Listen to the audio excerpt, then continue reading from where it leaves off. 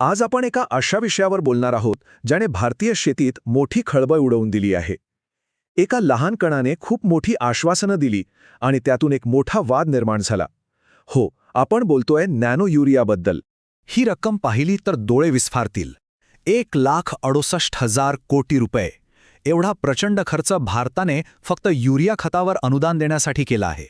हे तेच रसायन आहे ज्याने अनेक दशक आपल्या देशाच्या शेतीला आकार दिला आहे. पण मग प्रश्न हा आहे की एका नवीन उपायाची इतकी गरज का वाटली? हे समजून घेण्यासाठी आपल्याला आधी देशाचं नायट्रोजन सोबतचं जे काही एक गुंतागुंतीचं नातं आहे ते समजून घ्यावं लागेल. ही गोष्ट सुरू झाली अनेक दशकांपूर्वी. 60च्या दशकात हरित क्रांती आली, ज्यामुळे अन्न सुरक्षेसाठी रासायनिक खतांवर अवलंबित्व वाढलं. मग 1977 मध्ये सरकारने खतांवर अनुदान द्यायला सुरुवात केली आणि त्याचा परिणाम 1980 मध्ये जो युरियाचा वापर 6.2 दशलक्ष मेट्रिक टन होता तो 2023 पर्यंत तब्बल 35.7 दशलक्ष मेट्रिक टनवर पोचला. म्हणजे 5 पटींपेक्षाही जास्त वाढ. आणि ह्या अतिवापरामुळे झालं काय तर एक नाही, दोन नाही तर 3 मोठ्या समस्या उभ्या राहिल्या. पहिलं म्हणजे पर्यावरणाचं प्रचंड नुकसान. वापरलेला जवळजवळ 2/3 युरिया जमिनीत मुरण्याऐवजी पाण्यात आणि हवेत मिसळून प्रदूषण करतो. दुसरं, अनुदानाचा आर्थिक बोजा वाढतच चालला आहे. आणि तिसरं धक्कादायक म्हणजे ज्या उत्पादकतेसाठी हा खटाटोप सुरू होता तीच कमी झाली. गेल्या 40 वर्षात खताच्या प्रत्येक युनिटमागे मिळणारं अन्नधान्याचं उत्पादन निम्म्याहून अधिक घटले. आता या सगळ्या समस्यांवर एक जादुई उपाय म्हणून काय पुढे आलं ते पाहूया. त्याचं नाव होतं नॅनो युरिया. तर हे नॅनो युरिया आहे तरी काय? सोप्या भाषेत सांगायचं तर हे द्रवरूपातलं खत आहे ज्यात नायट्रोजनचे अतिसूक्ष्म कण आहेत. कल्पना अशी होती की हे जमिनीत टाकण्याऐवजी थेट पिकांच्या पानांवर फवारायचं. त्यामुळे काय होईल तर ते लहान कण थेट पानांमधून शोषले जातील आणि पोषक तत्व वाया जाणार नाहीत. खत देण्याची ही एक पूर्णपणे नवीन पद्धत होती. आणि इथेच सर खरी गंमत होती. याचा प्रचार करताना एक खूप मोठा दावा केला गेला, तो म्हणजे नॅनो युरियाची फक्त 500 मिलीची एक छोटी बाटली पारंपरिक युरियाच्या तब्बल 45 किलोच्या अवजड पोत्याची जागा घेऊ शकते. एवढंच नाही तर सरकार आणि हे तंत्रज्ञान विकसित करणाऱ्या इफ्को या संस्थेने तर असंही सांगितलं की या नवीन तंत्रज्ञानामुळे पिकांची उत्पादकता तब्बल 8% वाढेल. हे सगळं ऐकायला तर खूपच छान वाटतं, बरोबर? पण मग जेव्हा स्वतंत्र शास्त्रज्ञांनी या दाव्यांची प्रत्यक्ष शेतात चाचणी केली तेव्हा चित्र काय दिसलं?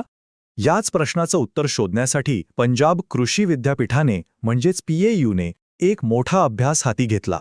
तोही तब्बल 2 वर्ष चालला. आणि जे निकाल समोर आले ते अक्षरशः धक्कादायक होते. 8% वाढीचा दावा कुठे आणि इथे तर उलटाच परिणाम दिसला. संशोधकांना असं आढळलं की गव्हाच्या उत्पादनात तब्बल 21.6% घट झाली आणि तांदळाच्या उत्पादनात 13% घट झाली. आणि गोष्ट फक्त उत्पादनावर थांबली नाही, त्याहूनही गंभीर गोष्ट समोर आली. ती म्हणजे धान्यामधलं प्रथिनांचं म्हणजेच प्रोटीनचं प्रमाणही खूप कमी झालं. तांदळात 35% आणि गव्हात 24%ची घट दिसली. याचा थेट परिणाम पोषणाच्या गुणवत्तेवर होणार होता. ही झाली विज्ञानाची गोष्ट. पण जे शेतकरी प्रत्यक्ष शेतात घाम गाळत होते त्यांचा अनुभव काय होता? त्यांनी एका वेगळ्याच मोठ्या समस्येकडे लक्ष वेधलं, ती म्हणजे मजुरीचा वाढलेला खर्च. आता खर्चाचं गणित पाहूया. शेतकऱ्याला हे परवडणारं होतं का?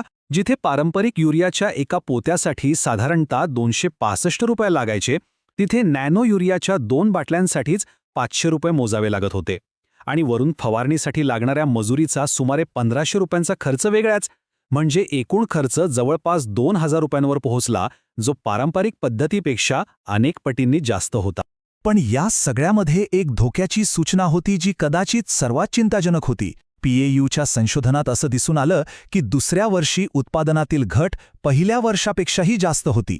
याचा अर्थ असा होता की नॅनो युरियामुळे जमिनीतील नायट्रोजन हळूहळू कमी होत चालला होता, ज्यामुळे दरवर्षी उत्पादन घटण्याचं एक दुष्टचक्र सुरू होण्याचा धोका होता.